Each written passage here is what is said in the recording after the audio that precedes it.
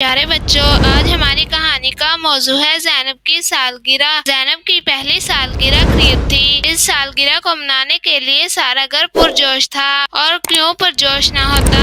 زینب اس گھر کی پہلی پوتی جو تھی۔ جیسے جیسے سالگرہ کا دن قریب آ رہا تھا، زینب کے سارے چچا تیاری میں لگے ہوئے تھے۔ زینب کے والدین اور دادا دادی زینب کی سالگرہ بڑی دھوم دھام سے منانا چاہتے تھے۔ زینب کے والد نہال احمد نے سارے کمرے کو وائٹ واش کروا لیا۔ ادھر زینب کی ماما نے زینب کے لیے خوبصورت جوڑے بنوائے جو زینب نے اپنی سالگرہ پر زیب تن کرنے تھے۔ ایک دن زینب کے چاچو اور پھوپھو سالگرہ کے حوالے سے انتظامات کو حتمی شکل دینے کے لیے آئے تو سب نے ان کو سالگرہ کی پارٹی کے بارے میں جوش و خروش سے بتایا۔ ابھی یہ باتیں ہو رہی تھی کہ زینب کے بھائی روحان نے کہا، ارے آپ کو معلوم ہے ہمارے محلے میں تیسری گلی میں بھی ایک زینب رہتی ہے۔ اس کی بھی سالگرہ ہماری زینب کی سالگرہ سے 2 دن پہلے آتی ہے۔ ہماری زینب کی تو پہلی سالگرہ ہے اور اس کی چوتھی سالگرہ ہے۔ اس کے امی ابو ہر سال اس کی سالگرہ بڑی دھوم دھام سے مناتے تھے، لیکن اس سال روحان یہ کہہ کر خاموش ہو گیا۔ لیکن اس سال کیا؟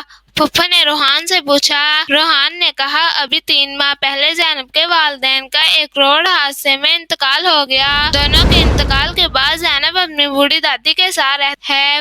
کل اس کی دادی ہمارے گھر آئی تھی۔ جب مما نے ان کو زینب کی سالگرہ کے بارے میں بتایا تو وہ رونے لگی۔ روحان کی یہ بات سن کر پھوپھو نے کچھ سوچا اور روحان سے کہا، تم مجھے ان کے گھر لے چلو۔ وہ انہیں دوسری زینب کے گھر لے گیا۔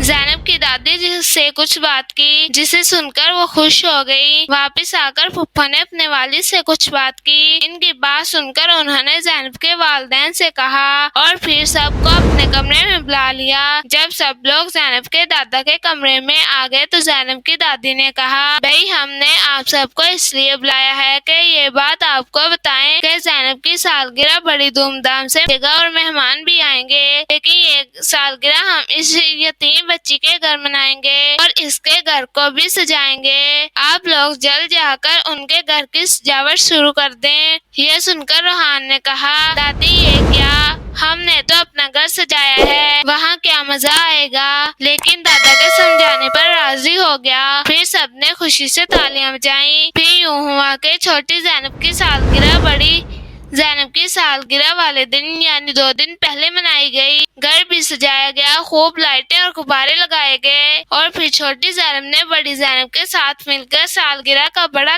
سا کیک کاٹا۔ بڑی زینب بہت شاداب تھی۔